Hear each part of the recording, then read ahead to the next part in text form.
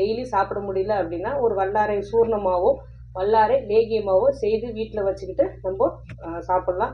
வல்லாரை சூர்ணம் எப்படி செய்கிறது அப்படின்னா, சுக்கு, மிளகு, திப்பிலி, அதிமதுரம், ஓமம், ஏல அரிசி இது எல்லாமே 10 கிராம் மட்டும் எடுத்துகிட்டு வல்லாரை கீரையை ஒரு 500 கிராம் நல்லா கழுவிட்டு சுத்தம் செய்து நிழலில் உலர்த்தி அதை பொடி செய்து இது எல்லாத்தையுமே பொடி செய்து சலித்து வச்சுக்கணும்.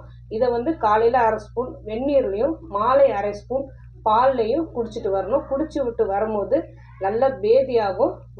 கொஞ்சம் வாந்தியும் வர சான்சஸ் இருக்குது. உடம்புல வாய்வுத்தொலை அதிகமாக இருந்தாலும் சரி, ஸ்கின் பிரச்சனை ஏதாவது இருந்தாலும் சரி, இது நிறைய வாந்தியோ நல்ல பேதியோ ஆயிடுச்சு அப்படின்னா இதோட அளவை நீங்கள் குறைச்சிக்கலாம்.